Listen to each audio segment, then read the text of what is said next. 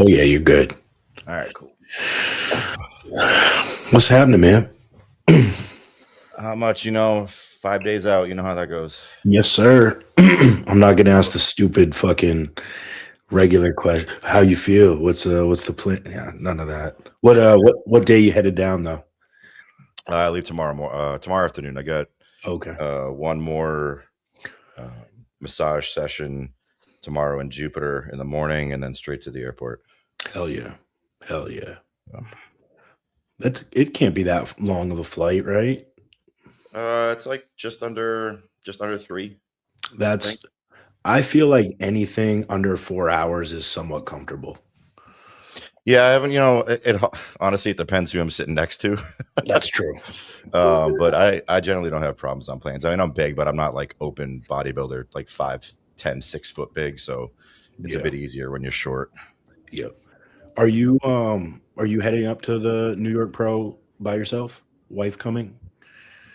Wife and son are staying behind because my son has school, because they're making us compete on a Friday. Yeah. But Jacoby will be there. Obviously, he's got a classic guy, Matt, and then Tonio is obviously competing as well, jumping in. So got one in every division for the men, aside from physique. But that's cool. Are you staying at the host hotels, or are you an Airbnb guy? I always Airbnb, man. I need a full kitchen. I want a fucking bathtub. Like I want all that shit. So I don't do the host hotel shit. It's usually cheaper than the host hotel anyways, honestly.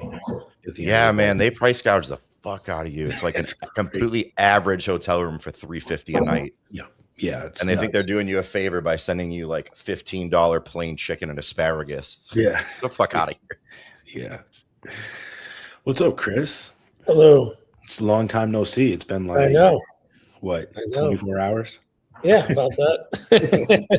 always good to see you, Mike. Thank you. Yeah. I really enjoy that picture we took. It's a good one.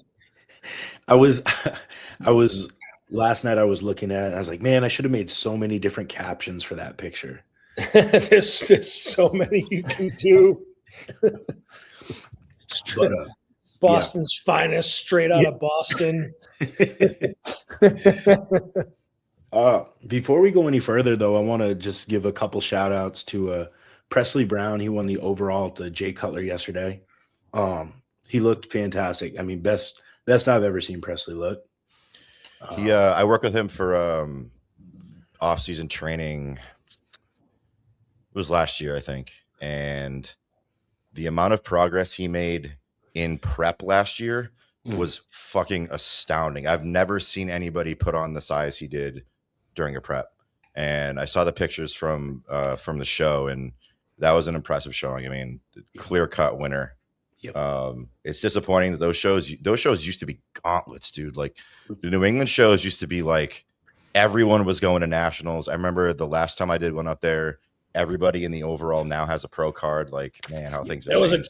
I think minus the light heavy, Ryan Bergeron. He won the overall. That kid always won an overall, never did a national show, like never tried to pursue it past the regional level. And he beat like Derek Oslin, Nate Spear, like Justin, all those guys are all pros now. He beat them all every single time. And those, like you're right, Mike, those shows used to have like 18, 20 people in a class. 100%. Yeah, for sure. I mean, I remember when I did it in 2016 in light heavies, I think we had like 32 guys or something like that. Yeah. And I also want to give a shout out. Excuse me. What's happening, Doug? What's going on, fellas? Can y'all hear me? Yes, sir. Yes, sir. Steven Lopez, he won the overall in classic, and he won heavyweights in open bodybuilding. And I want to give a shout out as well to Nate's client, Grace. Is her name Grace? Yeah. Figure. Yeah. Bro, she looked good. She looked great. So good. Hell of a year over year for her. I mean, from what she 15 looked like pounds of tissue. Insane. 15 pounds. Yeah. So they all looked really, really good yesterday. So congrats to all them. That was a fantastic. bigger show though than I've seen it in the last couple of years. Yeah, I don't know what the numbers were yesterday, but man, not what the Cutler used to be, in my opinion. No, but 126. it's definitely better than it has been. I mean, like the Yeah. true novice class had like 3 call-outs worth of people, I think. You know, Yeah, first time that's good. competitors, like that's crazy. Where 126 isn't bad for a local show, but where were the competitors? I'm gonna bet they were in bikini, Females. wellness, and classic. Yeah. Wellness. Justin said there were there a lot was- of bodybuilders, surprisingly, for like the novice and true novice class, but most of them definitely seem to be in like wellness, classic, men's physique. Now, It so was, I think he but said it was 80 to like 45.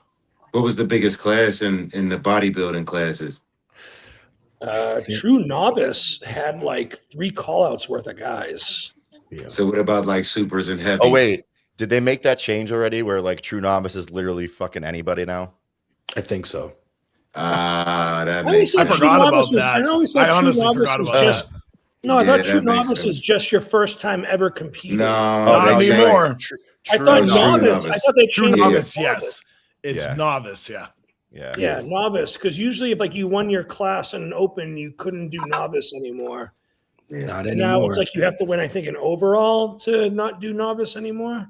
Yeah, Yeah. that's crazy. Doug, you Yeah. got a new microphone? Yeah, man. You know what's crazy is I saw something on TikTok and it's one of them like wireless joints. So I got an adapter plugged into my phone. It allows me to sound a lot more clear. So Oh yeah, sounds good. Look at this. It took this mother-fucker a year and a half to get one. I feel like you had another mic at one point though. did you Yeah, not? yeah, I do, but I don't get good service back in the office. I gotta get me one of them extenders or whatnot. Mm. Yo, Yeah. Brendan, what's happening, bro? Long time no see. Yeah, no shit. Not much, man. Not much. How was 5 the pounds work? up since we started pushing again, so it's good. We haven't even Hell touched yeah. food yet either, so that's just full training. Up 5 pounds already. Oh, there you go. That's always Bro, good to see. I don't know if it's the camera right now, I hyper obsess over this, but I swear to God, my forehead looks bigger than ever right now. Yeah, you're also like you're almost like catching like a glaze. Like you got like a Yeah. little like, color to you. I'm about to turn this back light back on because I can't do this. You're funny as hell. We need the original mic Said- back. Yeah. said, The nah. original, you see that the go. Oh, original. there he mic? is. There he is. Ooh, shit. That was not a good look. I still don't know. That forehead looks big, boy. I might need to start wearing hats. It's not okay. That's why I wear hats a lot. You know what I'm saying? It ain't because I'm losing my hair or anything like that. Thank goodness I've got that good gene part of my family. You know what I mean? So especially me being in my 40s. You know what I mean? Because That's all right, sometimes. Doug. I lost all the hair for you. Listen, trust me, I know. You know what I'm saying? I got some family members. I got a cousin who started getting grays in his 20s. Swear to God. Yeah. That's great. I went to school with a kid. His nickname was Spank, and by senior year, he was fully bald. Senior Yeah. year? Yeah. Senior year, yep. That's rough, Damn. dude. Yeah. There's a kid I went to high school with that was literally getting a receding hairline in 7th grade. He had like a full beard in 7th grade, receding hairline, and then he had like the horseshoe bald, male pattern baldness like his You know, senior year. that's when it's like hereditary and it's really bad. Yeah. Oh yeah, so every person I saw in his family was bald. Yeah, see, and I used to be mad at everybody in high school who had a mustache and a beard. I just got a mustache and a beard at 40. Swear to God. It took me Yeah. 40 years. Yeah. I'm with you, man. I couldn't get it till like 3 years ago. Late bloomer with the beard. Straight up. It's okay. Yeah. I didn't get armpit hair till I was 18. So I mean, talk about a late bloomer. That was definitely me. Would you guys, if you lost your hair, no offense, Chris, it's already going. And Mike, I'm not sure about your situation. You keep it pretty low. But would you guys ever go to Turkey and do the Oh whole? yeah. Fuck Yeah. yeah. Yeah. I've already been thinking about it. Yeah. I mean, Me and it's my friend Chris, who was my best man at the wedding, he called me the other day and he was like, "Hey, you ever thought about going to Turkey and getting hair transplant?" I go, "Yeah, all the time." seems like Yeah. it works. Wasn't it Terrence Yeah. Ruffin just went? Yeah, and Yeah. they give you group rates to get a Yep. few guys together and fucking fly over I there. had guy Sistinino gave me like the direct sales person for this one place where he went. So he was like, you call her immediately, whatever, and like you'll definitely get a much cheaper discount talking with her and saying you know me. So Oh, that's what's up. might be something to do in the near future. You should. I'm trying to picture like what you would do, Chris. What you, That's Where exactly where my mind is at. yeah. What with my hair? Yeah. Yeah. Dude, if I could, man, I would do like the Peaky Blinders, like slicked back with the undercut, man. I think that looks Okay. badass. I love that. Yeah. Like Brad Pitt in the what movie was it? Fury. Fury. Fury? Yeah. That's a great movie. I It love is. that movie. It's so One of the best, underrated. dude. Yeah, very good movie. Brandon, you had a good. Did you have a topic tonight? One of them was there was a couple, but the first one is talking about items that you buy when you're in Oh in yes. That's a great one. Let's go with Mike first. I want to hear what Chris and Mike have to say about this one. Items Go ahead, when you Chris, buy what you what got? though? When you're in prep, like the just random shit that you buy. I The would impulse assume- buys, the dopamine hits, the Yes. bunny burning a hole in your pocket. Yeah. Well, What do you got, Chris? What are you on? Oh, so this past month, what I spent on is I bought myself a Gucci wallet. So that was like my big purchase. 'Cause I've wanted a new wallet since 2020 and I just haven't bought one. So I was like, I'm due for one. Then I just bought like 40 pairs of just multicolored socks. And I just purposely make sure they're mismatched every single day. Just and some stainless steel mixing bowls. okay. I Those buy a lot of weird kitchen appliances and shit for some Yeah. reason, knives and cutlery and well, those actually seem like they're pretty like responsible buys. Could be Yeah. socks, kitchenware, yeah. a wallet. One year in Respect. prep, one year in prep, I bought one of those Hexclad pan sets. Oh, And, how do you dude, like those? Dude, those are like the best pans I've ever had. I still have them. They're perfect. There's Yeah. only one complaint that I have with them is that like if you like to do a lot of like pan searing of steaks on like stainless steel where you get like that fawn at the bottom of it where you can do like reduction sauces and use that flavor, you can't really do that too well with the Hexclad ones. That's my only critique on that. Not to sidetrack us, and we'll come right back to this, but it's taken me 36 years to learn that not all pans are created equal. And you can't just go buy pans at the store. No. Oh man, no, I found that out long time ago when I was in college. We actually did a class using different types of pans just to see what the effects were. Yeah. It was a cool You class. clean them all differently, everything. It's just, it's Yeah, man, different. there's nothing like a good pan. I mean, it's nothing like I'll spend Pans some and, good money. Pans and knives, right? Yeah. A good knife Yes. is worth its weight in gold, man. Yeah, Yep. that's a fact. for sure. But yeah, to get back to it, Mike, what have your prep purchases been? So last year I bought my truck, which like, okay, it's a vehicle, you need one, but I bought a TRX, so like I didn't need a TRX, but I wanted one, so I got one. I can And dig I've it. been trying to be good this year because if things go how we want them to, I'm going to be prepping all year. And I still own my house in New Hampshire that is going to go on the market here soon. So I know when that sells, I'm going to be fighting against the devil to not make a dumbass decision with some of that money. But my most recent one, if it's not going to get us kicked off YouTube, and this is I don't know, it's compliant to wherever you're watching this in. I just picked this up. Oh, yeah, those are always nice. What? Yeah. So Shit. this is a SIG P211, Holosun 507C, and a Surefire X300, which kind of completes my like kit. I have a carrier and a battle belt and everything. I was looking for a gun that I can get a holster for that was a full size. And man, I shot it for the first time yesterday. It's a fucking dream because all I've ever shot is like polymer frame pistols, which like if you shot one, they weigh like a pound. Oh This- yeah. This thing weighs like 2.5 without a magazine in it. but it's just an absolute dream. So that's the impulse buy for this prep. We'll see how much I can survive from here from New York to Chiseled, then ideally from Chiseled to the O. Yeah, I hear that. I hear like that. that. Mike, that is a nice piece. So I know what you mean by like actually having like feeling the weight of it. It just feels sturdy. It makes such a huge difference, man. And I mean, if you're gonna carry, you need a light one, right? Because like no one wants 3 pounds hanging on the front of their belt. Mhm. But I brought it to the range and had it zeroed within like a mag or two. And I think I put the video on Instagram. But like the first 6 rounds after it was zeroed was like punch and tacks. It's absolutely crazy. That's awesome. I love that. Okay, Mike, you carry one, don't you? Me Yeah. or the other Mike? No, you. Yes, I carry a Taurus. Yeah, it's my everyday carry. Mm. Yeah, and then I wish bedside, I have a Canic bedside, and then a couple others just around the house. just in case.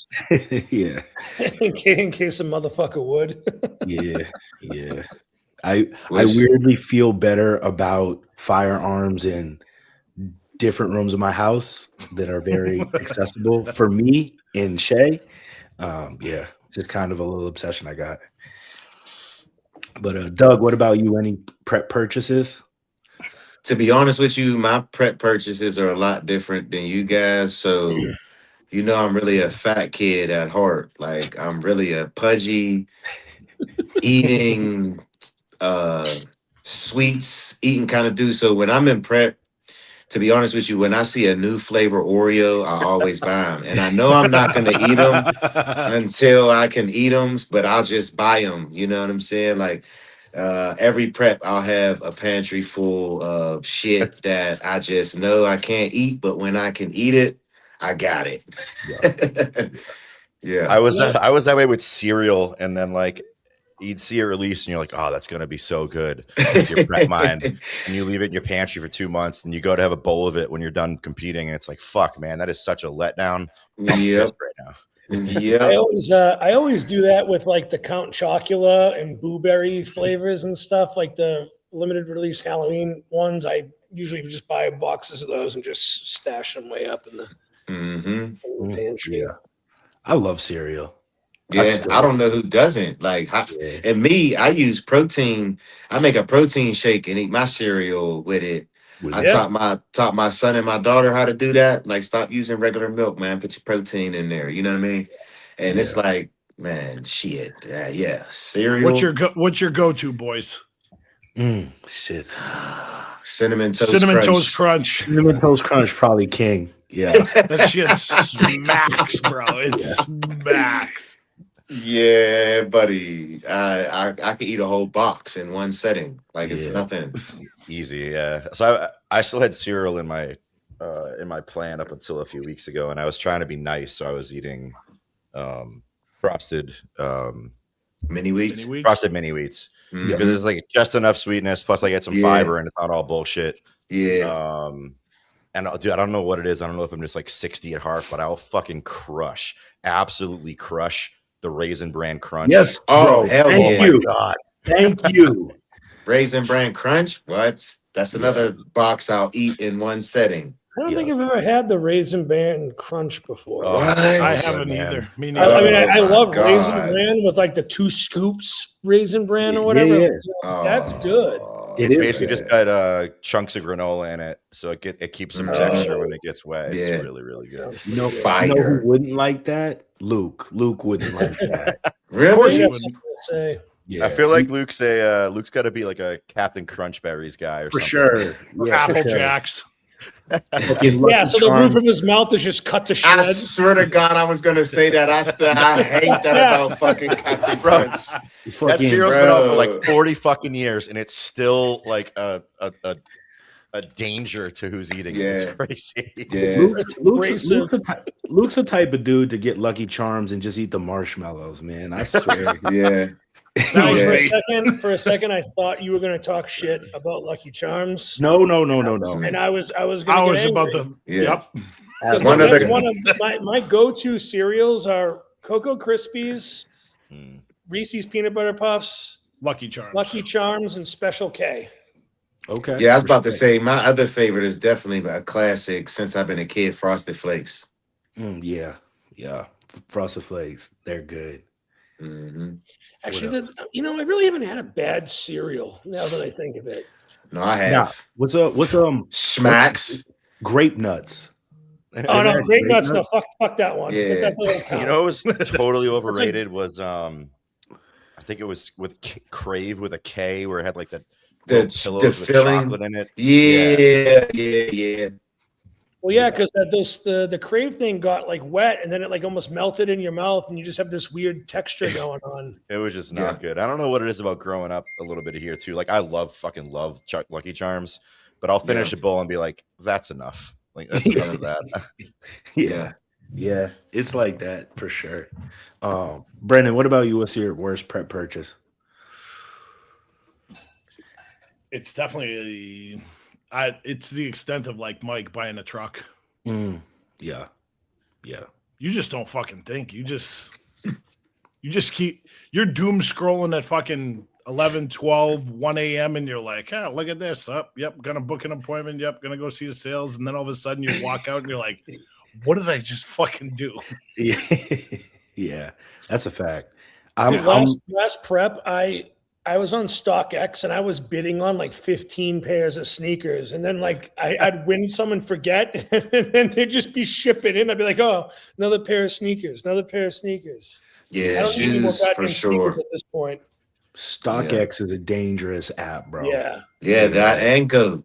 That Yup. and goat. go. Yup. Yep. For sure. Oh, yeah. When I'm in prep, it's boats.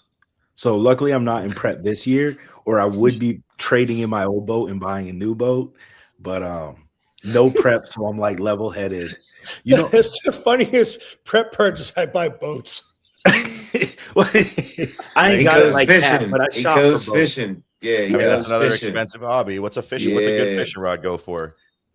I mean, if you put Couple together a good $100. combo, you're 300, 350. Oh, Oh, that's Yeah. not shit. too bad. Yeah, that's Yeah. not too bad, but I wasn't expecting 300. Yeah. But then right, like you can't just have one rod. You need rods for 5 applications while you're out there. Yep. So you're Mhm. quickly up to like 1,500, and it goes on. It's a very expensive hobby for sure. Plus But, all the line, the hooks, the lures. Yep. The amount I spent on tackle, Yeah. it was terrible. One thing that I do that helps me in prep is like I'll be on Amazon. Instead of hitting the buy now, I just put it into the cart and then wait a day and then go back. Make sure I still You're like, do I really need this? Yes. You don't want to see my Amazon cart. It's probably like $1,000. I just Yeah. throw shit. I just put shit in there. Just Fact. sometimes I forget, and I'm like, oh shit, yeah, I do want that. You know what I'm Yeah. saying? So I'll go back in there. Sometimes I'll hit save for later, Yeah. just in case. Sometimes because I'm buying shit for my office, my desk. I got all type of shit.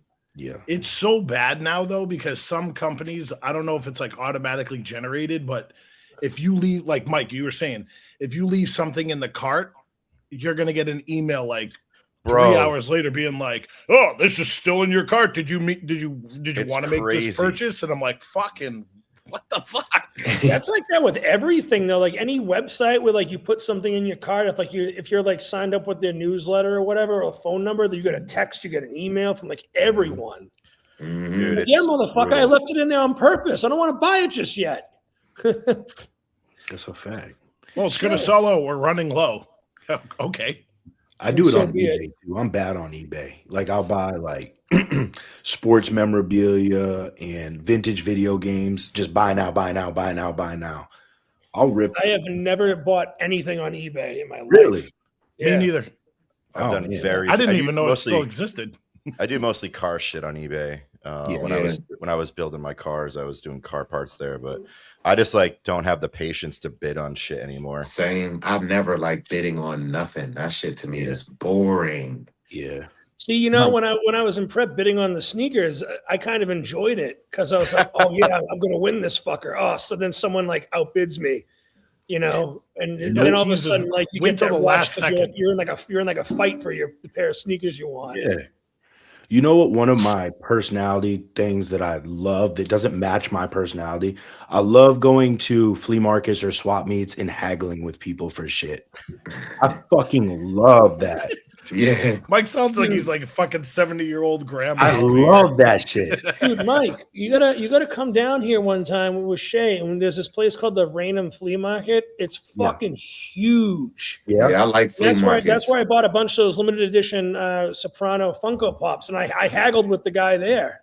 Yep. Yeah. I literally told him, I'm like, listen, I got a decent following. I'll shout your page out on Instagram. He's like, all right, cool, and he like knocked $30 off for me. Hell yeah. Yeah. Yeah. I love that shit. I definitely will come down and check that out. Yeah. How far are you like if you drove to where Hours, Chris I is? think, right? Probably like 2.5 hours. Oh, that's not even. That's like so for me that would be like driving to Cleveland. Yeah. Yep. Mm-hmm. That's not bad. Oh, sorry. I did make one more. Hold on. I'm going to share my screen here because I got to show you all this one. I always make at least one Lego purchase. Let me know when that shows up. All right, let me pop it up. Ooh, shit. Oh, that's wow. fine. You got the Death Dorito. Now you So put it's that like- together? You're gonna put that it's like- together? I haven't got it yet. It should be here after New York, so it'll keep me occupied to chisel. But it's like fucking 30 inches wingtip to wingtip. So Oh, that's hard. I think I'm gonna hang it up on the wall when I'm done with it. But Yeah. I always end up grabbing a I- Lego set. I've always wanted to do something like that, but I just never like I like puzzles and shit, but I know that stuff is challenging too. And like you just gave me like now, all right, now I gotta try it. I've never built anything like that, like a Lego, but I like doing shit like that. So and we got a Lego store in our mall up here. So I'm gonna go look and see what the hell I can go find and put together. Fucking be careful, man. Yeah. I have actually a Lego set. It's like three plants. It's like one of the botanical ones. It's like bonsai trees. We haven't put it together yet. Yeah, I bought my wife a couple of those for her birthday last year.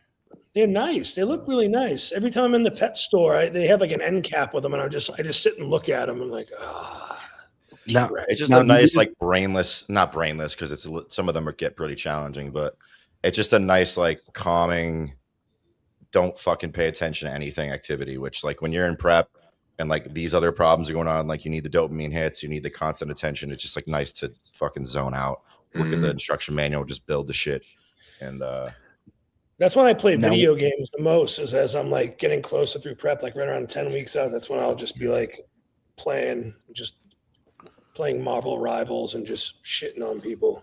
It's fun. See, I can't, when I'm in prep that close, I'm almost the opposite. My attention span is so limited. Like, I'll play video games for like 10 minutes and then I gotta do, like, I just switch to something else. I Once wish, sorry, go ahead, Mike.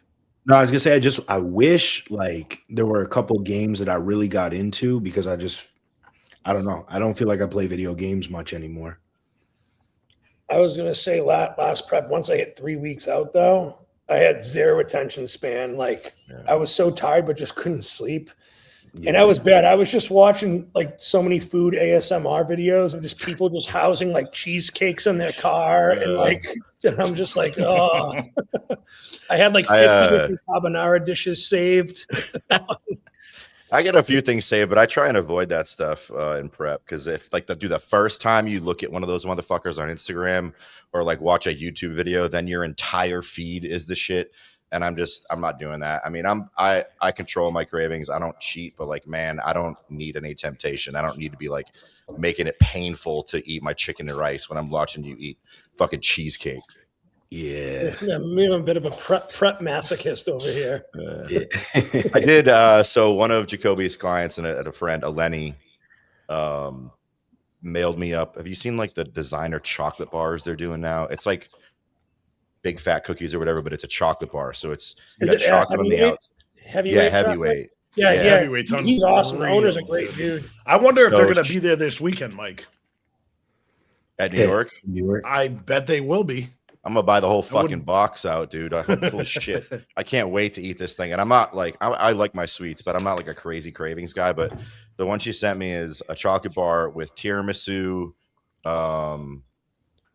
coffee, and something else inside. I can't fucking wait to eat that Okay. Mike, That's always they interesting are when you so get close. dense and rich. Yeah, I know I'm gonna be able to eat like 2 pieces and then put it down and be like, That's I can't literally do what this I right did. now, I ate like one little column, and I was like, "Oh wow, this is filling." Otherwise, it's going to be leaking out of your asshole in an hour. Yo, that's It's all right. I got 6 I don't weeks think it's going to be chisel. It'll be leaking. fine. He's funny as hell. Is there a lineup yet for the New York? I didn't see anything. Usually it'll release tomorrow between like 5 and Okay. 6, I think, because the cutoff for contracts is 3. There was a Okay. rumor Yeah. flying around that Curry might jump in. Really? I read that too. I don't see why you wouldn't. It's a week away from Pitt and it's down the street. Like, yeah. just You'd be do kind it. of so. Yeah, because last year the pit was before. I wonder why they switched it. You know what I mean? Maybe because more money. I don't Maybe know it was why just- you put Maybe it was just when they could get the venue. that too, but I don't know why you put those, because those are, supposed to be the 2 biggest, at least open shows of the year, aside from the Arnold. I don't know, like they're back to back. Yeah, that's crazy. I was wondering that last year too, because I did the Pittsburgh, then I went and did the New York right after. So I wonder if they do that on purpose, just knowing like, okay, they're only a week apart. We'll get people to come here, and then and then hopefully everyone goes and does this show the week after. I don't know. I really don't know, but I am still surprised at how few people or names I've seen talking about doing New York and Pitt. Like it just seems pretty minimal. I don't know if dudes are just like being quiet this year. I had that conversation because Justin Randall came down to train at Reality on Friday and look at a couple of my clients too, and that was a conversation we were having. Like, where is everybody? Yeah. Yeah, I don't know, You man. got It's you got weird. 3 hitters at New York, and that's pretty much it as far as the Open goes. Like Rafa, Crizzo, and Tonio, and Yeah. everybody feels like if I understand being competitive, but it seems like to me nobody likes losing, but it's like it's bodybuilding. You can't win every show. You know what I'm saying? Like, and I just feel like some guys put too much emphasis on like winning instead of putting on a good showing, seeing where you're at, and then where you're gonna go next. You know what I'm saying? Like, and then you never know, you might come in and fucking win. You know what I'm saying? And then you still keep the plan and roll into the next show. Like, I don't know, man. I feel like that in sports across the board. You know what I'm saying? Like even in like football and basketball, it's like your team sucks if you're not undefeated now. And it's like, where the fuck did this culture come from? Like you're not allowed to lose. You know what I'm saying? Like, or you have to win all the time. Like that's so unrealistic. Put so much pressure on people. You know, and like I said, it's not to say that you do this to lose. Like you want to win. Like everybody wants to win, but it's still just like I knew I wasn't going to win the Pittsburgh last year. I did it. I didn't give a fuck. You know what I'm saying? Like I don't compete. I compete to win, but if I don't, it's not. I'm not going to hang myself. You know what I'm saying? Like I think there's too much strategic. There's too many people strategically trying to do their shows to try and get qualified, and it's like, just do the fucking shows. It shouldn't matter whoever shows up is going to show up. Do you think bringing back the point system fixes that? Yes, Does it get I people think to it compete would. more? That's why we talked about that. I think last weekend or the weekend before. Like, I think Open needs that back in there. Yeah, I agree. I mean, I agree. I think you get, even if only a handful or less than a handful more guys qualify for the O, it is at least incentivizing them to compete more often. And I don't want to see Open guys competing like 6 fucking times in a row like the classic guys, because I don't think we can do that. Yeah. But I think it'd be a positive, and I don't understand why it ever went away, because like Open was never the issue on the Olympia stage, right? There's never too many Open guys. Yeah, and let's be realistic. There are only really a handful of guys who make the Olympia every year. Everybody else, sometimes you might not make it one year, but then you make it the next year, or you might not make it 2 years. Like, get to the Olympia is fucking hard. I don't give a fuck what anybody say, bro. That shit is not an easy thing to fucking do. You know what I'm saying? Like, I don't know, man. I just realized that bodybuilding is really a difficult sport to win in. You know what I'm saying? And I think, like you said, if they bring the point system back, you would see more competitors. And if you add a couple extra bodybuilders to the Olympia, I don't think that would hurt because I'm speaking for myself. I may never get back, but the fact that I got to do it one time and experience that shit, have my mom, my dad, my whole family, my friends come out to Vegas and experience that, bro, was something I will never forget. You understand? Like, so it's like, shit, you can at least say you're one of the best bodybuilders in the world that year. You fucking won a show and you made it to the Olympia. For sure. I was talking to Shay about this last night, and it wasn't about Men's Open, about Classic and how they have to win multiple shows now. Like you can't 2 just win every shows. show. Yeah. They got so either have to many win- though. They got Yeah. so many.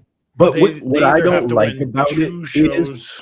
Yeah. yeah, what I don't like about it is winning a show, like you said, Doug, is fucking hard, right? I don't like the idea that a guy will win a show, maybe never again, and Mhm. still not get the chance to go to the O. I think if they brought back the point system to Classic and made winning a show such an egregious amount of points that you still have a very good chance of going to the O off Mhm. just winning your points from winning a show. But I Mhm. think this whole like you have to win too. I get it. The best of the best go to the Olympia. But to me, it's such a kind of slap in the face to win a pro show when for years this has been the standard. And now all of a sudden it's like, Mhm. hey, you won a pro show, but fuck you. Like, That's do the it that's the again. sad part about it because there's so many fucking shows. They shouldn't have that many. I'm just gonna say that. I think that Classic and Men's Physique, there are too many shows, but Yeah. people are money hungry. They want that fucking money. You know what I'm saying? And that's the fucked up part about the sport of bodybuilding in that regard for those divisions. Same thing with bikini. Like there are too many shows. Like when you're a professional, there should be a certain amount of shows and they could add the point system back, and then that way, like you say, things would just be different. But in my opinion, people are money hungry and they want to have like how many classic shows are there? Like, There's 70, about almost 70. 80. Yeah. So the way I look at it, it's you're looking at all these promoters, and it's like if some of these promoters actually got together and like co-promoted a show, like strip a classic and put an open in there. Yeah. You know what I Yeah. mean? Like yeah, put it- because open fill up and this- fill up 212. these calendars. In my eyes, there's no fucking reason there should be 70 to 80 classic physique shows and men's physique shows, and then 212 and then open get put on the fucking back burner. And there's only 7 to 8 US shows throughout the entire calendar year. Totally You're agree. telling me that's acceptable? Well, Totally agree. Brendan, I think of get it the this sanction way. fees. Think of it this way too. Classic physique is what's hot right now on the grand It's scheme what's of putting things, asses in the seats. I right? get it. Men's physique, same. Like, and then you got bikini and wellness, very, very hot classes right now. By them having all these shows with those divisions, it's marketing the sport a lot more. You're not seeing the crazy freaks on stage, but you're seeing, really good classic lines for the most part, and that is building brand awareness to what the sport is. And of course they're making money off of it. I agree. I'm not saying that there needs You to know? be 70 shows, but I mean, like, at least be able to double it, like 7 to 14 or 15. Yeah, okay. Now we're in more of a reason. But I think I get it. I get from the athlete side, I totally get it, and from the business side, agree with you. I get it too. Totally. It's just tough to find. That's the shitty part. spot in the See, I hear you, but I gotta play devil's advocate, right? And here's what I feel like. When you become a professional athlete, that's supposed to be elite. Think about this. Professional football players, it's only 1,100 every year, right? Basketball players, I think that number is even shorter. You know, so in bodybuilding, though, you know how many people turn pro every fucking year? So if you don't have so many shows, in my opinion, it makes it more exclusive. You get more big names at shows, you can make more money because now you don't have 80 fucking shows. You have, let's say, 50. I think 50 is a lower, you can have a fucking show in every goddamn state. You Yeah. know what I'm saying? And you get more quality bodybuilders to get you, then you can really feel asses in the seats.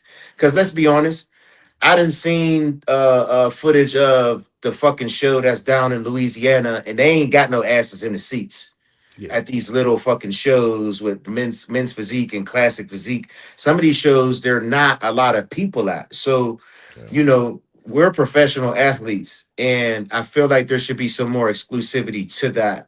So I get your point though, Chris. Like I get that it becomes a marketing thing, but in today's world with social media and all of the things that we have, I feel like they could make up for that in some other area. And then if you don't have so many shows, you have more bigger names coming to shows to try to win. You know what I'm saying? Of course. So, you know, but again, I know it's a money grab. Like we all know it's a money grab. I got two thoughts here, and we don't have the answers for one. One being, why are sanction fees for men's open so much higher than the rest? Usually don't because know that. usually because the prize money. The prize is money, I was about more. to say. That's why. Well, okay. I don't mind taking a hit on prize money for smaller shows if there are going to be more shows. Secondly, this talk of classic being the hot thing right now. Okay, for competitors it is, but how many, like you said, Doug, how many classic shows do we see where seats are sold out? None. Open and 212 still sell seats, Correct. while classic may sell competitors. Yeah. So I don't know the difference there on what promoters are making off of competitors versus asses in seats. I would think that you would want I more agree. asses I in would. seats I than agree with competitors. you on the asses in the seats, because this goes to how do they line up the Olympia when they're lining up the categories? They do it so they keep the asses in the seats and they're not just getting up and walking out. Right. Yeah. Mhm. Like yesterday when Men's Physique came on and half the audience cleared out at the show. Exactly. Right? That's what I Exactly. mean. That's Like the point. the lower tier shows, I feel like just are, there's no point to them. And when you look at 212 and bodybuilding, let's be honest, classic is popular because of CBum, like legit. And then it became popular because Sam Sulek was supposed to be the next guy coming up after. And men's physique is popular at the highest level, but bodybuilding is what people come to see. For They sure. come to see the freaks. I was just about to I say don't that. care what Yeah. nobody says. They come to see the freaks.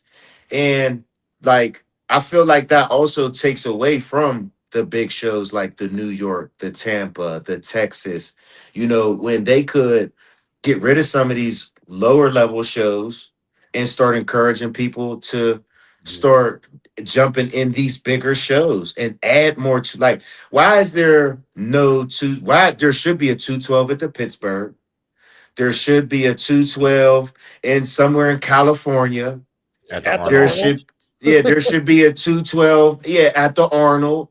Like there should So be bad. 212 shows, a lot more than what's given.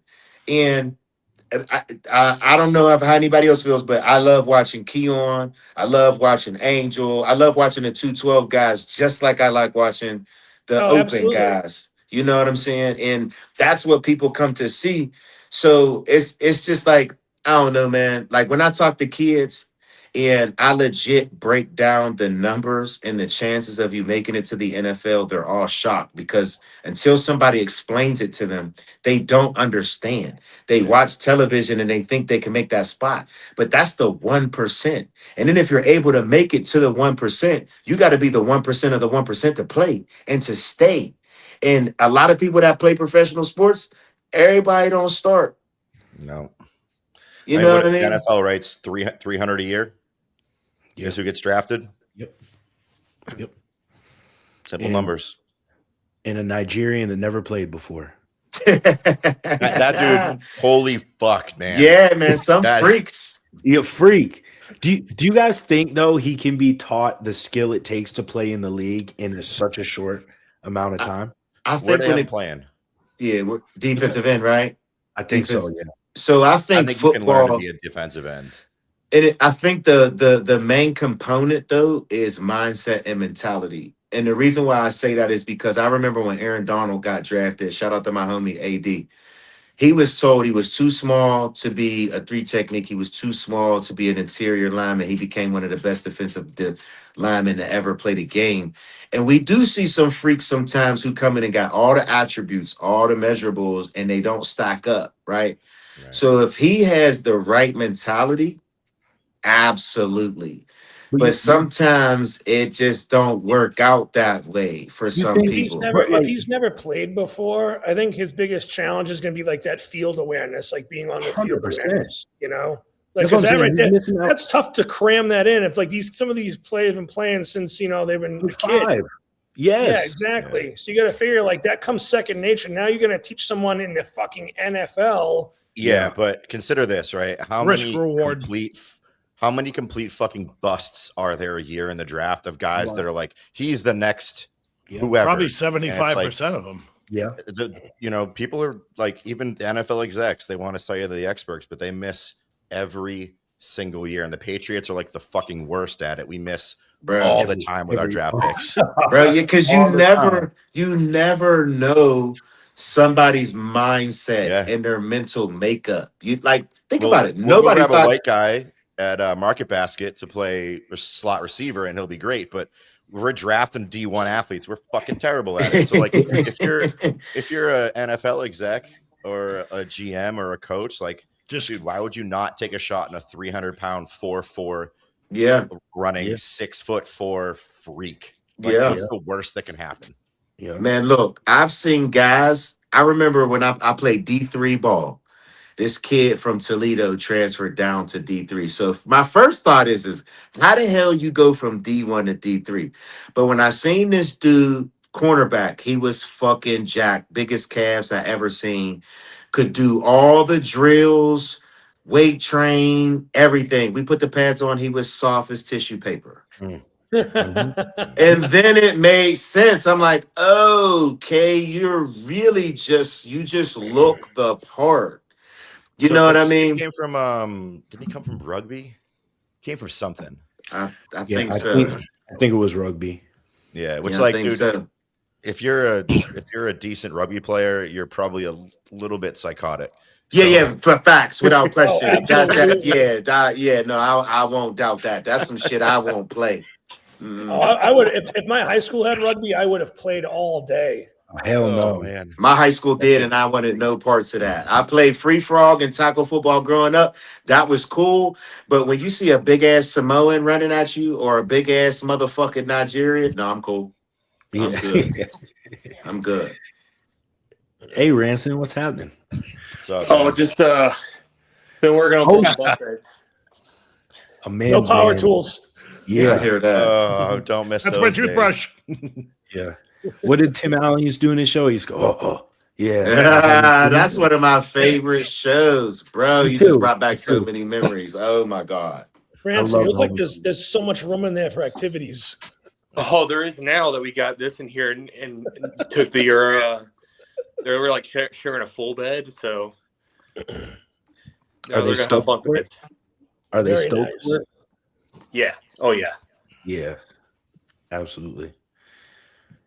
How much more do you have to go on it? Or are you pretty much done? I have a little bit left to do tonight. I gotta cut some more slats for the top bunk, and then Oh, that's right. You're I'll building finish- this from like leftover shelves, aren't you? yeah. Oh, dude, that's awesome. Yeah, it worked because like I'm clearing out some more space in my garage to fit equipment in, and so like the shelving unit I had for the boxes is like I'm going to use that for bunk beds instead of like having to get anything else. And it's way cheaper than even like finding a used bunk bed on like Marketplace. So, Dude, and we moved down here to Florida, and my son needed new furniture. Man, it is so hit or miss. You'll see shit online and pay for it, and it shows up, and you're like, man, this is made of fucking cardboard. Dude, it's so bad. It's so bad. I got a whole bedroom set in my garage because I won't let him sleep in it because it was just shit. So now I had to go buy something else, and I'm still trying to get rid of this fucking thing. Are you guys If you have are you five, guys to just handling burn around that the shit. house? No, I'm not. I'll pay somebody. Yeah. I am. Yeah. I No, do. no. If I can't I'm a figure it out do-it-yourself. myself or through Google, then then I'll have someone else come out and do it. But I Yeah, try stuff like I that. try to figure everything out myself, man. Yeah, I'll put bunk beds and stuff like that together, entertainment centers and stuff like that. But if it's like I pay somebody to come and mount my TV, I'm not doing that shit. I don't know how Oh to man, do I all did that. that. That's easy, Doug. No. The only thing I don't really do is mess with electrical. Yeah, no. You know, I won't do that shit, but I'll do some like basic plumbing and everything else that I just feel comfortable doing and would want to do, you know. I fixed the toilet a couple weeks ago, like replaced some of the plumbing in it, and I felt so manly after that. I was strutting around the house. Yeah, Yeah, what's up? yeah, 100%. I honestly would like to become more adept, like underneath the hood of my own truck. I look at that type of shit, and it's like it's like It's not what it used to be, man. I mean, everything's fucking wires and sensors now. You can't just like pop It's your so hood and wrench electronic. on it anymore. Yeah. Which Even like sucks. when I was in high school, I used to install car audio systems for people, and I just did that as like a side hustle. And it was so easy to just like pop panels off and just run wires and through like firewall and everything like that. And now it's just like I'd pay someone to do that. Time out. Who's this? No. Who's this professional guy sitting in a fucking chair Luke, in the room right now? You're not driving tonight. That's nice. Well, I didn't play today, bro. I was honestly just sleeping and watching the game 7 of the Lightning game. oh, who's up right now? They just lost. Oh, it's over. Yeah, the Canadians just won. Damn. Who? Damn. Canadians. Lightning, Canadians hockey, bro. Damn Canadians. So Luke, you are currently with no company. Free agent. Yeah, no company. Yeah, free agent. Yeah, free agent, bro. Yeah. Really? I'm in You the want to speak field on now, that at man. all? Or you just tell people go check out your post? Yeah, everyone can check my Instagram out. I've got some things in the works. I'm, just feeling some different things out. Yeah. But yeah, like I said in the post that I made, like it was no hard feelings with Condemned. I think it was just the right time for me. I don't think the company's necessarily going in a direction that I can see myself with for a long time. And I don't want to be somebody that's, I've said this before, but I don't want to be somebody that's with a new company every year. You know what I mean? Every 6 months. That shit's fake as fuck to me. So I want to try and get with a brand that I can stick with for a while and build with and grow with. So yeah, some things are going on behind the scenes, but in due time, you know what I mean? But it's all good. Hell yeah. Supplement contracts ain't like they used to be, man. Like I No. get people all the time that ask me, man. Like for me, it worked out for me because I kind of like knew people. You know what I'm saying? So when I had my last deal, I actually went to high school with one of the owners at the time when they started, and he had been watching me. I didn't even know that he was a part of that deal. And then that was how I ended up getting the attention of Seth because somebody knew him and was able to show him me and all of that happened. But I know that they did like that I was myself. So I always tell people to be yourself, when it 100%. comes to supplement companies, because if you're a gimmicky kind of person and you're trying to do things for some other reason, at some point you're going to want to take that mask off and it's just not going to be genuine, and you always want to really like the products and actually use them, because I know Yeah. some people out here that are with companies and they don't like the supplements at all. They don't even use them, but they, I could promote never it. do that. Me either. Me either. And that's why Bro, it's like that's what I was saying. I like when Luke said that, like his ideals and morals weren't really aligning with the company. Mhm. And I think as a company or an athlete, that are in that business relationship, I think it's good to always have those aligned. And if they're not, then it's Mhm. time to. People know, like, I'm a very, like, authentic person. So, like, I wear how I feel on my face. Like, I can't really hide shit. Like, I'm terrible at lying. I don't bullshit. So, um, if I think, shit is garbage or I don't believe in what's going on, you'll just see me kind of stop promoting it, and it'll kind of just fall to the wayside. And like, I can't actively be, getting behind something that I'm not behind. You know what I mean? Yeah. And I can't put out this false image that like, oh, everything's great, and it's not. Yeah. And I'm not saying like that with Condemn. Like, it's not like there's anything specific. It was just like, sorry, it was like I said, it's just the direction, bro. It's like I can kind of see the writing on the wall, and like I said in the post that I did make, like I see my career going a different direction than the brand's going, and like, now, if not now, then when? You know what I'm saying? So, Yeah. And I think that's yeah. a smart decision on your part for sure. yeah, Before you put it down. so Luke and Ranson, what's the craziest prep purchases you ever made? What's the I'm a what? cheap motherfucker, bro. I don't buy shit. Don't buy nothing Honestly, in prep? nah. Luke bought some new Just earrings like, or something. like shoes, bro. Like I'll just buy shoes. I'll buy more shoes in prep, but I don't need them. That's it. But I don't. I'm cheap as shit, bro. I don't buy anything. What was the question, Mike? What do you buy in prep? Like, do you go on buying sprees? Impulse buys. Aspirin, like Ninja Cream, even the craziest thing. Actually, You're breaking up. You're cutting out, Wood. oh, Yeah. can y'all hear me Yeah, I now? think or you no? said you bought a Yeah, it's Ninja better. Creamy. I think I was just covering up my mic. The craziest thing I bought this time was like I just bought like a new rice cooker and like a Ninja Creamy this prep. But back in like 2021, I bought like a deep freezer. And That's all shit you need, though. Yeah, I know. Mike it's bought a best- TRX. You know what I'm saying? Mike fucking bought a fucking TRX. I needed that, Doug. I needed that. I don't have Mike's kind of money, so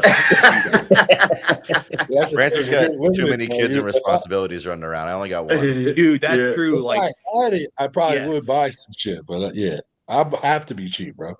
Yeah. no, It's my not kid, by choice. my kids take up all the money, man. So it all goes through that. Yeah. Doug, you know how that shit goes. Yeah, I do, man. Same I with got one Brendan, in yeah. fucking college. Uh-huh. Go ahead, Mike. Ask him the fucking cereal question. Oh, Yeah. favorite cereals? Well, like top 3. Yeah, top. Yeah. Yeah, top three. Top 3. So cinnamon toast crunch. Yeah, that's a given. That's in my Um, shit too. Not only the regular, but the other variations like the sugar cookie toast crunch around Christmas time fucking slaps. Okay. I Okay. love that shit. Honestly, I like just like regular Rice Krispies Respect. quite a bit. You know, I eat one. No, just the regular ones. Dude, yeah, sometimes I just like the regular ones. They're I got good. Fruity Pebbles in the cabinet too. Here we go. Here we go. Luke just Fruity Luke Pebbles. He gets so mad. He just gets annoyed when he hears shit like that. Your answer just pleases me. Bro. It tastes like air. Let's be for real. It's literally air in a box. It's dried rice. He You said have to put air in some- a box. It's puffed rice, Luke. Puffed rice. Puffed That's rice, what it brother. is. Yeah, Luke is puff- hilarious. Other than that, That's what like it I is. haven't had any other kind of crazy cereals in many, many years. Like occasionally, like if I really want to get something that makes my wife mad because the kids will want it, I'll get like Trix or Lucky Charms. Oh, tricks. Dude, Trix is. I forgot about tricks. I forgot Yeah. about tricks. Mm-hmm. What about you, Luke? We was curious what's yours. I said Yo, Lucky Charms alright. with just the marshmallows. It's fire. Yeah. We fucking called it. We fucking For called it. sure. I wasn't ever going to say that, but fuck yeah, actually. No, Captain Crunch. I love Captain Oh, Crunch. We fucking called it. Holy shit. That is fucking epic. No way, We were bro. talking about that earlier. We're like, God, dude, bro. Luke's When cutting you up the watch fucking it- roof of his mouth. Swear to God. That was No, fucking too fire. predictable, bro. Fuck. Oh, that's why I love this. I man. love you That's guys. fucking awesome. That was Oh so my genuine, God, that bro, was- because we called it. We fucking called That's it. good, bro. I'm too fucking predictable, bro. Ah, no, man. You're just a That's gonna one be of the a best clip kind. we've ever had. You are a That's one of a crazy. kind, bro. Real shit. That was That's hilarious. actually crazy, bro. I don't even know what to say after that. Oh shit. Oh. All All right. That was awesome. I'm gonna end it on that, boys. That was a high note. I got Oh yeah, it's All right, bedtime for my you, wife. man. Hey, spend yeah, time with and my wife it's before I head out in the yeah, morning. buddy, and, man.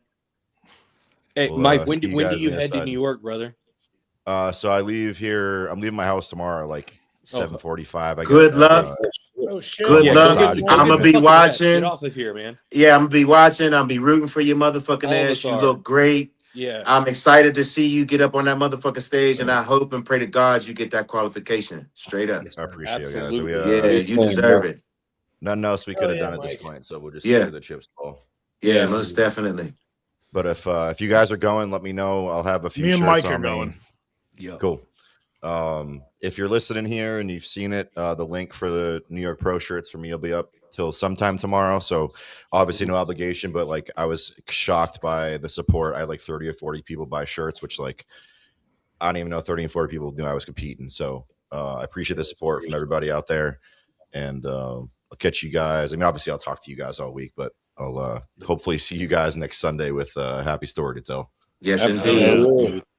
All right, boys. You have a great All night. right, brother. Good luck, You hey, too. good luck, Yeah. man, and Yeah, safe, Mike. safe travels. Yeah, too. safe Yes, travels, safe Mike. travels. Appreciate you. All right. Yeah, he looks really good. I'm excited to see.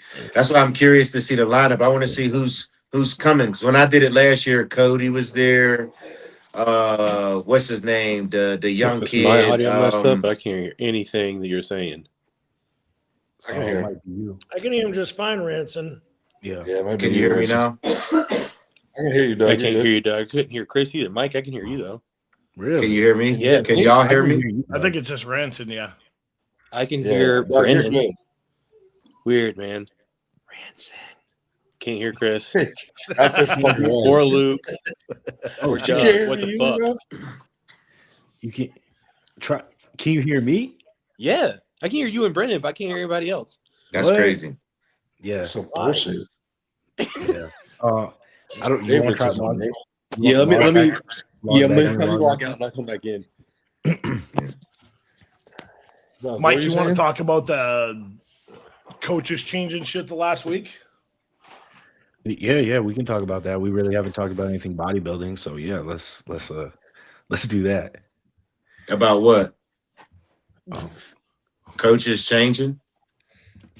Coaches changing No, like plans he's the talking last like when Oh. someone looks on the money and then they do some fucking cockamamie scheme trying to get them to look better and it just makes them look worse type of thing. Like Well, blessing. yeah, because your body responds to consistency. I swear to God, I can't explain it to people more. It's just like, yo, like, why the fuck would you do some goofy shit when what you've been doing's been working? Like, I don't. Honestly, yeah. I I want was to know gonna what say, Luke thinks. yeah, for sure. I think honestly a lot of that stuff. I think those old school approaches and practices of like getting all freaky the last couple days and then peak week. I think that stems from a lot of the old school guys, like the gurus that are still around. I think nowadays more people kind of understand like it's really not that much complexity that goes into peaking, bro.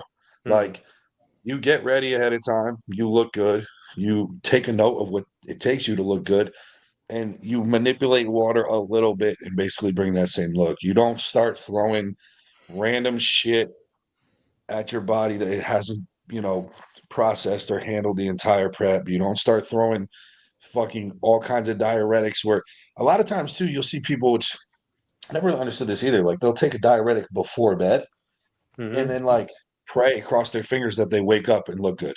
Yep. Right. Where I personally, I'd much rather take something like midday, like a little bit like midday, early on in the day to kind of monitor your look as you're carving up.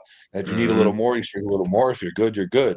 Whereas like so many people that like try to throw this Hail Mary, and every now and then you have to, right? Like I've been in situations myself where like traveling or whatever, like you flatten out a ton and you're eating all the food you can, but you just can't fill up. And it's like, okay, I might have to go dirty here. I might have to go get a burger or pancakes or whatever because I need something to stick, right? But in most cases, these gurus or these coaches that think that that's like some sort of magical protocol that's going to like make somebody look 10 times better when they're already 95% of the way there, the room for errors is just ridiculous. And And not to mention the Most of- story of Ronnie Coleman drinking vodka and eating pizza the night before when he won his Yeah. first Olympia. So, exactly. you know, it's So at the end like, of the day, you're gonna get beat by who you're gonna get beat by. But like, yeah. you know how it is. But like, Yeah, and then I think having too much nowadays, of a diuretic and have to drink a gallon of water before he like got to stage too, like chugging it because he was so dehydrated. yeah. Well, that's the thing. I mean, like the old school guys talk about it all the time. The diuretic use was fucking outrageous. Yeah, It was outrageous, and I mean, like you that, got those some of those guys that are guys still using around multiple today, tabs of shit. they still apply those same practices. Yeah, Yeah, I mean, if your coach is asking you to use Lasix or aldactone at this day and age, Yeah, bounce. get the fuck out. Like, or if they tell you to start off with like a full tab of diazide. yeah, Yeah, that's like crazy eighth too. man. Like you, and literally Cameron, the way we did it, like he was like, "All right, I want you to do an eighth of diazide." I was like, "Wait, Yeah. you want me to break that shit down?" So he's like half it, quarter it, and then do his best. He's like, just crush up the quarters and just split that in half. Yeah. And I was like, "All right, cool." I only used the we diuretic did one 2/8 of time. a diazide. And that was it.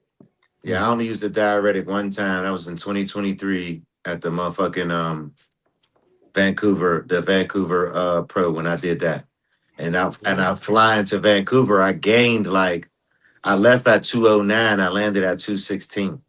Yeah. That's why you had to get that shit off you. Yeah, That that's was why. it. Like, this is the thing about bodybuilding, bro. You have to remember that, like, it's never one size fits all. There's a time and a place for everything. There's a time and a place for everything. The issue is that some of these coaches, like who we were referring to without dropping any names, like in the chat and stuff, like they have this one approach, and honestly, it's a lot of these top guys. They have this one approach that works really well with a couple people, and they stick to it. They don't give a fuck what they see because they only know one way. And that's where you'll get guys like coaches that are so inconsistent. You'll get them, they'll peak in this guy, he's fucking nails, and you're like, holy shit. And then they got 5 other dudes that are water buffaloes or flat as fuck or completely miss the mark. And it's because they're 9 times out of 10, they're applying that same practice to everybody, regardless of the situation. Like, Doug, you've been with Morgan for so long, like, he understands what's going on, where it's like, okay, you don't usually need a diuretic, but in that situation, you might, right? And he knows your body well enough where he can watch it and see what happens, whatever. He's not doing that every time you fly, though. No, hell no. Because we didn't You do know it what for I mean? Tokyo. Exactly. Didn't do It's it not the year looking before in like Atlanta. exactly. It's not a given like, oh, Doug's gonna fly on this day. We're gonna drop the fucking whatever diuretics in here, this, that, and the third. No, it's based on your body's response. And so many coaches, they just think like, and the biggest issue is when you got a guy like Blessing or whoever that's like, he's right there. Like, he looks fucking good. All you got to do is, like I said, final little touches, even if that you might not even need to, right?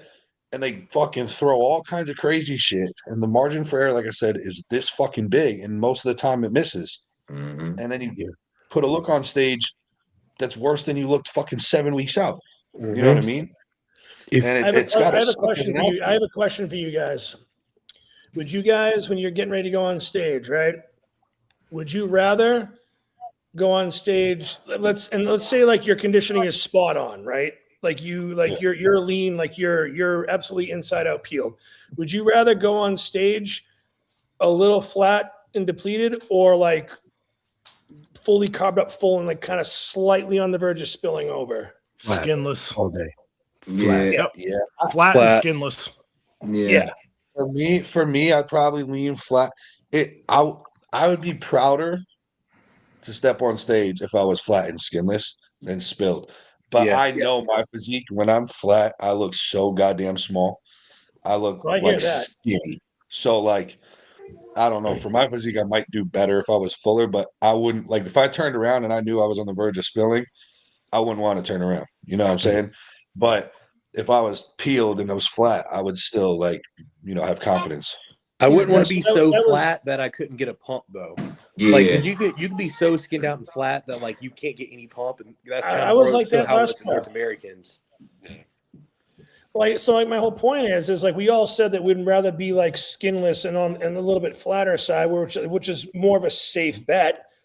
And then I feel like some of these coaches, you have these top pros that are coming in looking like that, but they feed them way too much. They push too much other crap, and they always just have distended stomachs. They look fucking bloated. They look inflamed. It's like Go with the safe bet. I'll say this to play devil's advocate.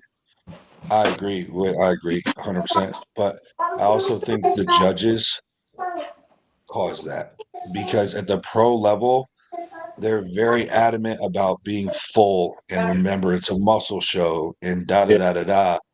And so like you can't just get peeled. Mhm. That's not enough at the pro level. At the national level, at the regional level, 100%. But at the pro level, these judges like they've been very vocal about like they want guys fuller. They want more pop, like it's a muscle show, da da da da da. And you're starting to see that get rewarded. Like it's not the most peeled guy that's winning shows anymore. It's the guy that's honestly got the best balance of fullness, shape, everything. And the conditioning's just like good enough. You know what I mean? So I think it's the judges that kind of push because I've heard, Tuttle speak about this too. And some other coaches where like they prefer to bring like a skinless peeled look. And the judges have said to them, like, hey, you got to fill this guy out or you got to bring they're going off that feedback, you know? So I agree with you, Chris. I think most of the time, especially some of these older gurus are just completely over fucking doing it. But the judges also lead them that direction. That's true. That's a good point. Yeah, 100%. Brendan, did you have another question that came through? No, it's the impulse buys and the prep. The prep. Yeah. All right. I'll throw out my bullshit ass question. Here we go. All right, let's pretend for the ones who have significant others, just pretend for a second that you don't, or you're just starting to see her for the first time. All right. She's a 10 out of 10, but she orders chicken tenders every time you go out to eat. Are you sticking with her?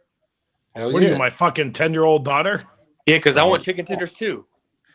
Yeah, but there was like a span of 3 weeks where I think Ashlyn was getting Burger King like every other day, and she always ordered chicken fries. They literally knew her at the drive-thru as chicken fry lady. Yeah, but that's not the same though. This girl only wants chicken tenders anywhere you go. She's ordering chicken tenders off the menu. I'd ask her if she's 10 out of 10 wifey otherwise. Yes. If I don't give a fuck about all chicken, day and night, I'm wifing that up. All day and fucking night, I'm wifing that up, bro. I'll smoke weed and eat chicken fingers for the rest of my life. He's funny as hell. I'm good. Absolutely. Plus, whenever she's hungry, you know exactly what to get her. Yeah, yes. No problem. It's easy. It's cheap, bro. I don't got to go fucking breaking the bank on some nice dinner. She just wants chicken tenders, bro. That's true. You can't come home every night like, hey, guess what I got you? I got chicken tenders and fries again, and she's hype every time. Yeah, you can take her on like a pretty simple. Tender, you can find all the places of like the best chicken tendies and take her on like a chicken tendy tour. She'd love it. Yeah, that's crazy. That's a simple life, bro. I'm all for that. Yep, that's crazy. Now she only ordered vegan chicken tenders. Yeah, I mean, I don't really care. That's my daughter. All my daughter eats is chicken tenders and fries. You know what I'm saying? Okay. So, all right. Now, see, if you go to a nice steakhouse, Mike's gonna be that fucking guy now. Yeah, I'm gonna be that guy, bro. I'm gonna be that guy. I'm gonna bougie, bro. Yes, I will be a little bougie here. If we go out to a nice steak dinner and you look up at the nice waiter and you say, yeah, do you have chicken tenders on the menu? I can't do that. No, you don't have to. Just have them come over and grind some like pecorino. Yeah, but you're not eating them. A Parmigiano Reggiano on top of the chicken tenders. A little flair to it. Yeah. What does it matter if you're not eating them? Because I'm now eating dinner with a fucking child. Nah, you looking at it wrong, bro. He said I'm eating dinner. I mean, look at it like this. You could eat dinner with somebody in that bill. She's $200 of the bill. True. Exactly. Yeah. You know, like snacks when you are she's saving some serious wait coin. staff and Yeah. snacks when she eats. Let's just say it could be a lot worse than chicken tenders, bro. Yeah. and she's 10 out of 10 everywhere else. She just likes chicken tenders. Dude, women are crazy as hell. Sign me up, bro. That's Yeah. the biggest issue. I'm good with That's that. why I said, imagine if you want to say, hey, babe, want to go get something to eat? Let's go to Applebee's. And she's like, Applebee's? Yeah. And you're like, oh, Yeah. shit, where are we going? She tried to take you to a fucking expensive ass steakhouse just because you want to go get something to eat. Like, hold up, bitch. Hold up. Exactly. Go to Yeah. Rhode. I'm just hungry. I ain't trying to go on a Yeah. dinner date. Yeah. Yeah. Facts. All right, Luke. Here's a question for you, since you're single, to my knowledge. What's a maximum amount you'll spend on a female for a first date? Like if y'all are going out to eat. Oh, don't put me on a spot like that, bro. No. So I think it probably depends if he's trying to smash or not. I'm just gonna say this. On a first date, I'm not taking no girl to anything crazy. Same. I'm gonna cover the bill, whatever it is, but I'm not going anywhere. Like I'm not going to some nice steakhouse. Now, what if you're just trying to smash them? Yeah, how much you And gonna we probably ain't spend? even going to dinner, bro. We're coming over at Netflix and chill. Yeah, we're skipping that part. But what if she's a girl you got to take out, though? That's what I mean. Like, she's a girl like you, like, oh, I got to take her Yeah, out. man. Luke's gonna woo her with his impeccable cream of rice bowls. Yeah, we're just keeping right to the crib. That's what we're doing. 100%. You're funny as hell. That's real. That's my answer. Respect. But like All right. I will always cover the bill, but I'm only taking a girl to like a nice place if I'm really trying to impress her. And 9 times out of 10 on the first date, I'm still feeling it out. I don't even know. True. Yeah. That's smart. Because like you It's like said, an girls interview. are crazy. You don't know what Yeah. you're getting into and dealing with till you And till if you you set knee the deep. bar, here, Then you're fucked. See, I know where you're going with that. Every Plus, other I'll tell you now, this this too. is the I'll tell you baseline, this: bro. if I was single right now, with how like the dating is, I wouldn't Oh, I wouldn't fucking go any place expensive, because then if the bitch was complaining about how little money I spent, nope, Mhm. sorry. Because now I They're know all she's only fucking after the entitled, money bro. thing, and I ain't gonna do that. All these Hey, women guys, are fucking I'm off. entitled as hell. Finished, but I'll talk to y'all. All right, Yep. power See answer. you, All Ransom. right, Ransom. Yeah, all these chicks are so fucking entitled and fucking full of themselves too. It's fucking. And they'll do that. Like they'll go out with guys. They'll go out with guys and just flex. Like, oh, so and so took me here or whatever, just so they can flex it too. You know what I Oh, mean? dude, I'd get up and I'd walk the fuck out. I wouldn't even say a word. Yeah. Yeah, because Yeah. why are we talking about another guy and I got you Yeah, out? Like Exactly. you're a red flag, baby. Uh-huh. I ain't gonna compete with Personally, people I that think you chase look at anyone. it Hell like, no. yeah, personally, I think you look at it first date, try and do something that doesn't involve any money or very little money. That way you actually see what kind of a person they are. Yeah. Respect. All right. Here's my last dating question for Luke. Let's say you got the money, not washing your pockets or anything like that, and you've been seeing this girl for a minute, and you fly her out, and you guys go to a different city, and you pay for the tickets and the overnight. She gotta give it up. Do you expect that? Yeah. I was about to say, absolutely. 100%. If you are not giving that tail up, forget it. Yeah. What's the Yeah. point? I mean, look, I'm not pushy like that, but if that's what's going on, like it's a given. Like, Yeah. let's be real. Let me like, tell you, I'm not. if I do all that and you don't give me no guts, that is the last time I ever see you. I we know flew where you it's at. out, paid for some shit, Yeah. and you're burnt. That's the least you could do. Let's You be might honest. you might have to pay for your flight back, For ma'am. sure. For sure. Yeah. Yeah. There ain't no return Yeah. flight on me. Uh-huh. Yeah. You figure it out. 100%. Yeah. That's Okay. an easy answer. Did you guys see that Spirit Airlines is shut down for good now? Yes, we saw 34 years, that. about I fucking didn't time. see- There's I heard there's of that. actually a guy that's trying to buy it. Like he wants to have it be like publicly owned, and everyone chip in money to get like a percentage of the company. As Ashland found this guy on his channel, he's like some YouTuber guy that's been trying to actually like get a bunch of people together to actually buy it and owned by the Bro, people. Flights are so expensive now too, bro. I've been trying to get back to Connecticut because I got to see my brother because he ain't been doing well. And it's crazy what it costs, bro. Yeah. Crazy. I saw that Spirit I mean, people can hate on one if they want, but it's like the only airline that's never like had an accident or anything like that. Man, I people heard that will like hate. their planes, yeah. People Yeah. will hate, but then buy that motherfucking Spirit ticket. Yep. Yeah. People, I seen people who talk shit, and then I see them on Spirit. I Yeah. be like, what the fuck? Like, that's Yep. why do you even give a shit if you getting wherever the fuck you going? Mm-hmm. I don't care how I get there. Me You could either. get I don't give you a could fuck. you could get there safely. That's a You got a fact. good That's chance the of it. only thing I give a fuck about. Yep. When did Yep. they say the flights are stopping? I I think think they already didn't they already Then they already pull it? stopped. Yeah, They because already some stopped them. people, Yeah, it's yeah, done. they already There are stopped a them. bunch of people that completely had flights booked that are just like, see you later. Stuck. Yeah. Damn, Yeah. even the people that have flights booked. Yeah. Yeah, they just stopped and they Good thing everyone I else didn't got book fucked. that flight to Florida yet Started because May Spirit was an 1st. option. Yeah, fuck. That's crazy. Apparently, JetBlue's like $9 billion in debt too, and they're supposed to be another $1.5 billion in debt after this year. So, and I love Damn. JetBlue. I love JetBlue.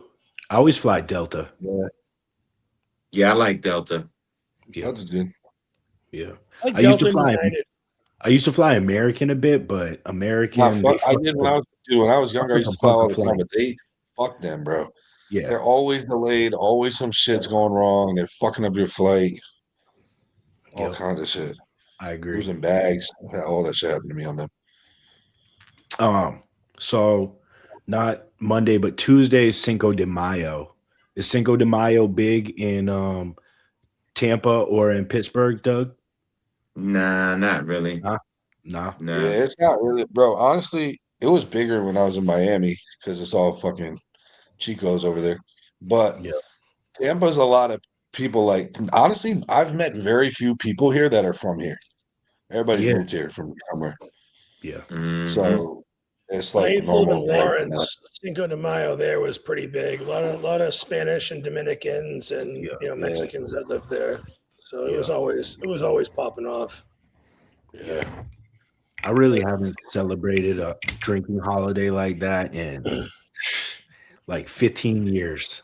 I would like Yeah. to see you fucking shit faced. Oh, bro, last time I celebrated Cinco de Mayo, I was drinking bottom shelf tequila out the bottle through a beer funnel. I don't even remember the whole day, if we're I being want to quite get honest.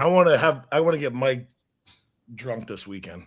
If I turn pro this year, then we should all have a party, and I'm gonna just get MC hammered. What you mean if? Ain't you supposed to say when? When? I don't like. Yeah, I you're like to supposed just to say kind of be when. humble. I like to be Of humble. course, but you gotta enough of that speak it. talk.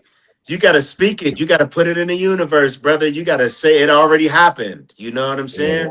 That ain't being arrogant. We know you humble. You know what I'm saying? We know you ain't. We know you. You can put We that ain't letting out you be there. humble. Yeah, hell no. Doug, all this prep, dude. I'll wake up every morning and stretch and be like, "All right, let's get ready for last call out." I mean, I say that all the time because every time I'm like, I'm going to win my pro card, I always put tons of pressure on myself. So this time I'm not doing that. Yeah, I'm just putting all my focus in my cardio, my training, get it. my diet. I get it.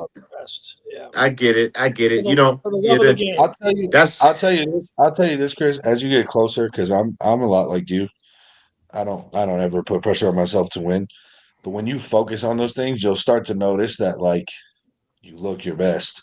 And as you get closer to the show, you'll start to be like, I might really have this. You know what I mean? And it'll just kind of happen like naturally. You know, you're still so far out and you got plenty of time. So like it feels far away. Like, it feels out of reach right now. But once you keep doing that shit daily, and all of a sudden it's beginning of August, and you're getting closer and closer to North Americans, and you're looking at yourself, you're like, yeah, this might be my time. And then it'll just naturally. My body has been responding so crazy this prep, like than it ever has. Where like there's been times where I'm like, okay, I'm like, I got a feeling this year is going to be special. You know what I mean? Like I do believe that. But I'm like I said, I'm just having fun with the journey, not thinking about the end result. Just every day, just checking all the boxes. Isn't that the hard part, is creating that balance in your mind? Because that's what I said earlier. Like bodybuilding, I don't think people understand how hard it is to win just one time in bodybuilding because they watch all of the handful of guys that win all the time and get to the Olympia all the time. It's like it's not like that for everybody, bro. Like I know Bro, some guys. it's a fucked up thing to even think about me. I know, Mike, I think we've talked about this before, but like, there's a good chance I never win another bodybuilding show in my life. Yeah, facts. Like, yeah, it's I mean, It's crazy to think not about, easy, yeah. you You know? because you now you're in the 1%. But Yeah, to be the 1% of the 1%, it takes yeah, a lot, and you got to have patience too. You know what I mean? 100%. When you think about, that's why I always tell young kids to play the longevity game, man, because you only got one body, and if you do too much too soon, you could burn yourself out. You know, just do things. Don't try to rush it, man. Like I mean, shit. In my 10 years, bro, I've seen guys come and go. Yeah, yeah, for sure. 100%. No blowing smoke though. In all seriousness, I think Luke and Mike can easily win a pro show. Yeah, without question. Absolutely. I don't know Hope so. about easily for me, but I would like to think that at some point I could be in the running. Yes. Yeah, What I'll say about 100%. this though, Chris, in your prep, and I think Luke, we actually talked about this when you were prepping for your pro card. There's a point when I won my pro card that I felt like it was my time. Like I didn't go out there and say I'm gonna win, but it was different than any other prep where I was like, everything's on. Yeah. And it's like a flow state. Like I just felt That's good. that's exactly what I was just referring to. Yeah. Like, Yes, you hit that's what I point. feel this year. I do feel that this year compared to every Yeah. other one. And I'll tell you, bro, the way my prep started last year, I did not feel that way. My prep was fucking chaotic. As when I moved here, it was fucking chaos. And I just like leaned into it, and like I said, I just focused on what I had to do. You know what I mean? Like I was telling you, like you're doing, Chris, just what you got to do every day in front of you. And then as you start to kind of look at things, like Mike said, you just get this feeling that like, yeah, like, because I remember when I lost USA's, I got smacked around. Like USA was my first national show in 2024. I got ninth in the heavies, and it was like a wake up call. Obviously, it's the first time, everyone's first national show. A lot of times they get kicked in the fucking teeth, right? That was that for me. But I remember I was on the phone with Blue, and like we just had like a long conversation, and it wasn't my time. Obviously, like I was nowhere near ready to be a pro. And like if I had got my pro card, honestly, I would have felt like a fraud, and it would have just felt weird. And he was like, dude, just like take this time and like focus on building, like focus on your journey, right? You get more people behind you. When it's your time, and then you're going to actually be ready to step into the pro league, and you'll know. He told me, he's like, you'll know when you're ready. That's a And fact. that's exactly that feeling that I had, Mike. Like I would probably say maybe like a month out, I was like, because usually I'm always on Instagram like looking at all these people, like am I this guy, and I would see guys that looked good that were doing my show, but I was like, I just don't think I think I got it. You know what I mean? And I'm not that person at all, bro. I'll see a kid in the gym to this day that's 175 pounds, and I'll look at him, he's bigger than me. Fuck. Yep. To this day, I'm like that. Dude, it doesn't go away, Luke. No, it doesn't. Like, It It really gets I'm here worse. with It a fucking really IFBB doesn't. pro stamp on my fucking bag or whatever the fuck Wait that gym till got me. wait And till I'm you like, do I'm a your fucking fraud. This little skinny kid is twice my size. Like that's how I feel. So wait till like you I'm do your never. pro debut. Oh, I already know. Fuck, I already know. So like, I'll say that's the good thing about being where I'm at and being surrounded by a lot of professionals is like I have a good grasp on what I'm getting next to, you know, Mm-hmm. Mm-hmm. and they wouldn't sugarcoat shit. Mm-hmm. Um, if they wouldn't blow smoke either. No. So I'm in a good spot to know like when I'm ready for that and like to know what to expect. But like I'm never the type of person to be like, oh, I got it. Like I'm not that kind of Yeah. confidence, you know. But like Mike said, Chris, like you'll feel this, like it'll hit you, and you'll just be like, it's time for me. You know what I mean? Yeah, for sure. And then And then it flows. I do think it's time for you, Chris. Like the improvements you made from nationals, and nationals was a hell of a package. And now you're improving on that nationals look.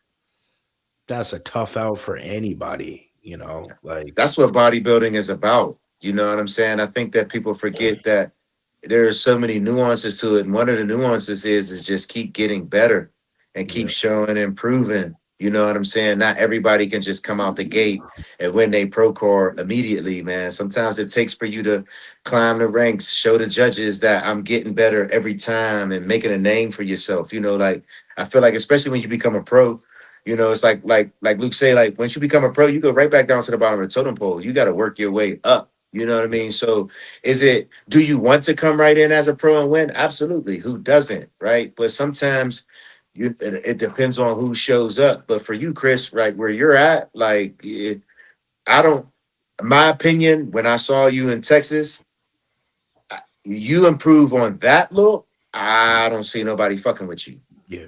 Thanks, guys. Appreciate it. What do I you just think you're don't. gonna weigh? I know it don't matter, Chris. I'm just curious. What did you weigh at nationals, and what do you think you're gonna weigh this year? Nationals last time I fucking sucked down to 196 is what I weighed in at, and I think I was maybe 200 on stage. Oh, you were light heavy. Yeah, he was a light We heavy. stuck down to light heavies, and I told Jacoby, I I'm never like, think that's a good idea, bro. I told well, you know, Justin was like, we'll push the conditioning. So we pushed the conditioning, and like I was bigger than most every light heavy on that stage, and conditioning was crazy. But Tyler, you know, likes the tiny waist look, and I didn't really know how to hit a vacuum properly then too. So like my posing now is drastically different. But my guess is the very low end. I'll probably be 210. Yeah. On stage this year. Good. What are you right now? Like 240, 250? No, I have been sitting at like 220 for the last few weeks, just getting leaner, filling back out, coming back down, filling back up, coming back down. Oh yeah, your peak was like 250, right? The heaviest I was last year was like 257, 260 for like a day, but it was mostly in like the mid 250s. Yeah. Yeah. No, that'll be a good one. Hey, did you guys see that the guy who won nationals last year, was it Devon Barnes? Yeah. He's doing Pitt. I think he'd be a good dude to have on the podcast before he goes on to Pitt. Reach out to him. I watch a couple of his YouTube videos. Seems like a cool dude. And I think he has that type of physique that could shock a lot of people out of the gate, because he's super bubbly, small waist. Like he's not really missing anything. You guys think somebody like him can make a little impact at Pitt? I think it's possible. It's just gonna depend, like, because I always say you just got to see him on stage next to everybody else. I watched him at nationals. It's gonna be the back. He's just not thick enough. He's two different. To me, he's two different bodybuilders. Yeah. Like from the front, he's really fucking impressive. And from the back, he's pretty good. You know what I mean? Like it's like two different bodybuilders. And at the pro level, like when he turns around, there's just from his hams all the way up to his actual back, there's not a lot of density there. He still has the crazy taper and the flow and like the flare and lats and everything, but like it's just it looks like flat, you know. But he's made so much because he did USA's with me in 2024 too. And I mean, the ground, like if y'all have seen his Instagram, like the transformation he's made is crazy. So who knows what he can fucking go on to do? You know what I mean? I mean, he's got the structure, he's got all the tools. Like I said, I think if he just keeps doing what he's doing, he'll be fine. He just specifically for me, it's the backside that's going to be like really a glaring weakness at this level. Yeah. He's younger than I thought too. For some reason, I thought he was like mid to later 30s. He's only like 32. So shit. he's still got time. Yeah. I thought he was an older guy too. Yeah. So I'm gonna reach out to him because I'd like to get a chance to talk to him before Pitt. That's what's up. Yeah, for sure. That would be dope. What is Pitt? It's right. It's the weekend It's after the week New York. after the New York. 2 weeks. It's the So it's 16th. not this weekend, next weekend. Yeah, it's the 16th. Because last year was the weekend before New York. Yeah, because I did it and then did the New York right after. Yeah, I remember that. So for people listening, the Rhode Island on May 30th, me, Brendan, Chris, and I think Nate will be there. I'm not sure. Nate will be there. Nate will be there. So we'll be at the Lion's Eye booth. That's where the Talkin Mess booth will be. It will be with the Lion's Eye booth. And we're gonna do like a giveaway. We're giving away like a supplement bag full of supplements as well. So if you want to stop by there and put your name in for the drawing for that, we're gonna be doing that. I'm just gonna kind of start talking about this on every podcast just to get people aware of it. But yeah, Next time, start it off with that. yeah, probably should not put it at the end. Good call, Chris. Good call. Shit. I ain't got nothing else. I'm so hungry. I'm doing Yeah, this it's little time to bit. eat. I'm about to eat. My wife is making some fried turkey chops. When you Mike, when you end this, can you end the recording and we stay on, or does it just end automatically? Yeah, I can do that. I'll do that real quick. Yeah, for sure. All right, fellas. All right, I'm about to eat. See you next week. Yes, sir.